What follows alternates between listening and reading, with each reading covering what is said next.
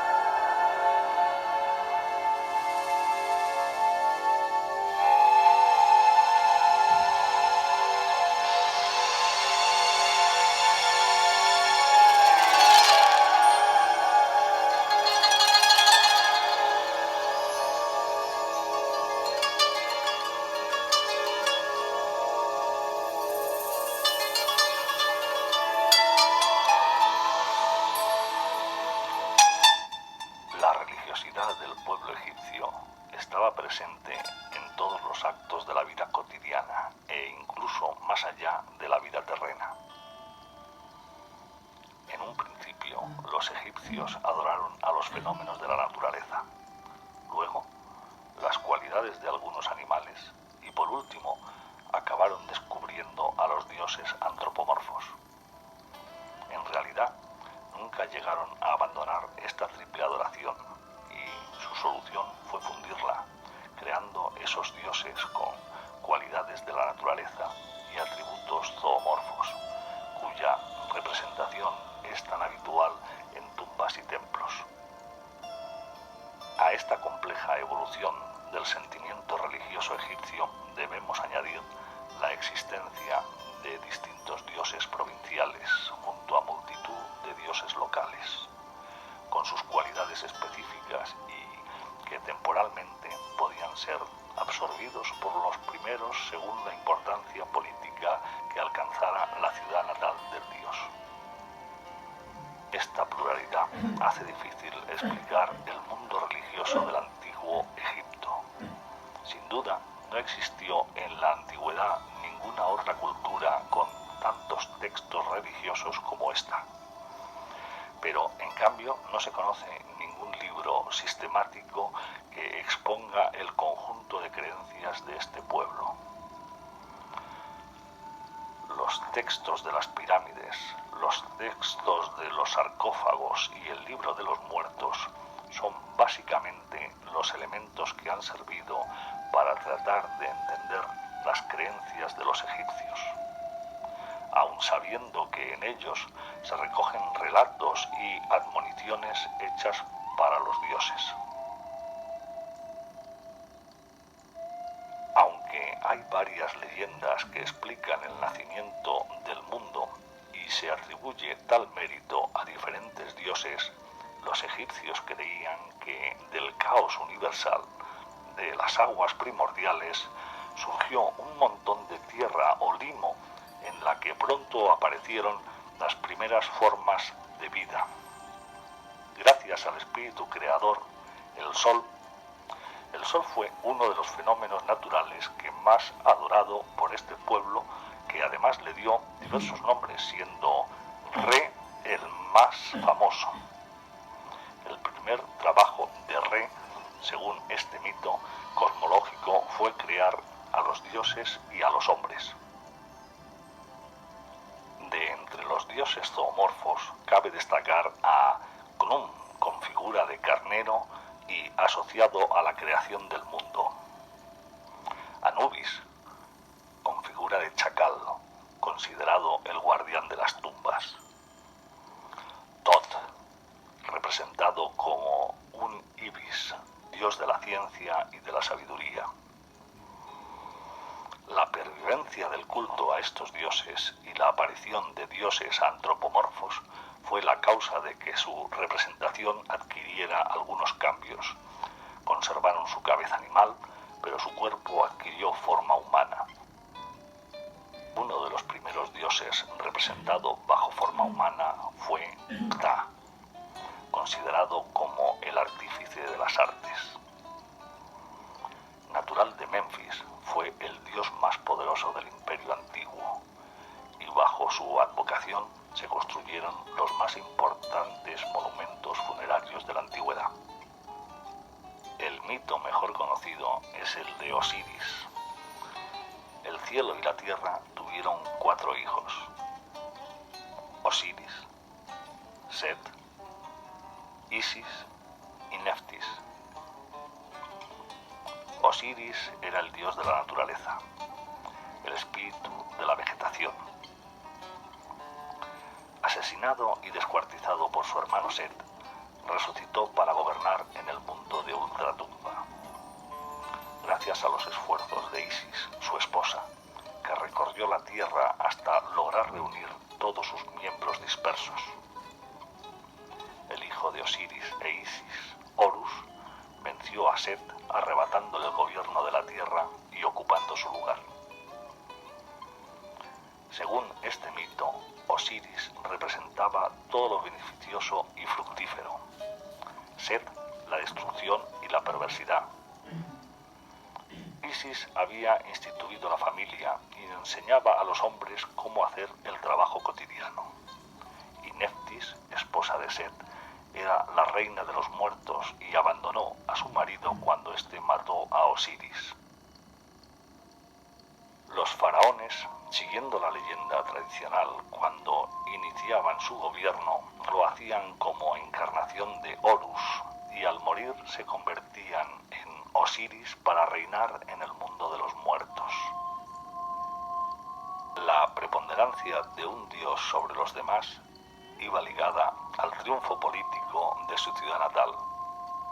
Es decir, cuando los príncipes lograban el poder, después de una época de crisis, lo atribuían al favor de su dios y, en agradecimiento, extendían su culto a todos los territorios que estaban bajo su dominio. El faraón pasaba a ser considerado la encarnación de ese dios o la de su hijo. Así sucedió durante la dinastía cuarta, en que la ciudad del dios Re, Heliópolis, cobró gran influencia y el faraón, de forma expresa, se convirtió en hijo de este dios. O con Amón, dios natural de Tebas, que llegó a ser una de las divinidades más poderosas, hasta el ocaso del antiguo Egipto, después de la reunificación del imperio por los príncipes tebanos. Con el transcurso del tiempo, el faraón, que representaba todos los poderes y tradiciones, llegó a encarnar simultáneamente diferentes dioses. Era Ptah, era el hijo de Re, era también Horus y era hijo de Osiris. Cada dios le concedía sus poderes. Las creencias relacionadas con la vida de ultratumba generaron un complicado ritual que iba desde la acción de embalsamar el cadáver a la preparación del ajuar y recinto funerario.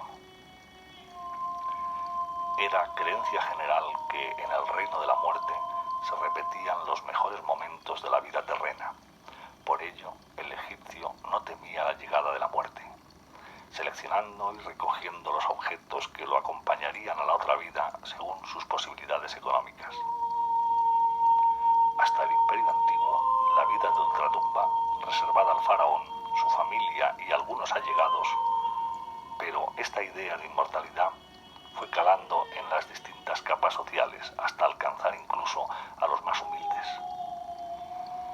Osiris fue de este modo el dios más arraigado en la sociedad y más venerado por el pueblo egipcio.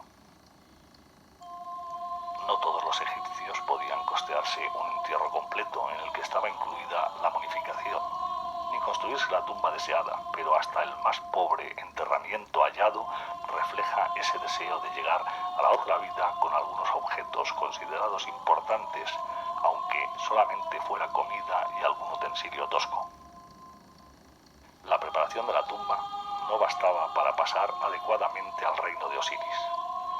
Debían realizarse ritos funerarios periódicamente en honor del fallecido. Para asegurarse la realización y continuidad de estos ritos y ceremonias, el egipcio rico dedicaba una parte de sus bienes a fundaciones piadosas para que los sacerdotes los llevaran a efecto. Gracias, entre otras cosas, a estas donaciones surgió el poder de la clase sacerdotal, que controlaba y administraba grandes propiedades y riquezas de esta procedencia que, al estar exentas de impuestos, se incrementaban sin cesar. La misión principal de los sacerdotes era satisfacer a los dioses a cuyos servicios se encontraban.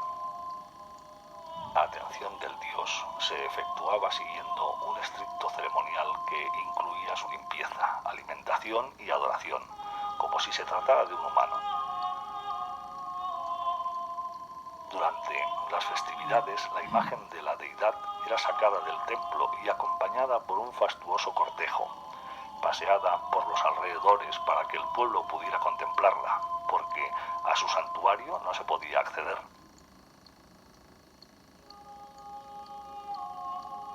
Los sacerdotes se ordenaban jerárquicamente. Solo los de rango superior estaban autorizados a traspasar la puerta de la morada del dios para realizar el aseo personal del mismo, mientras el resto dedicaba el tiempo al estudio y al trabajo.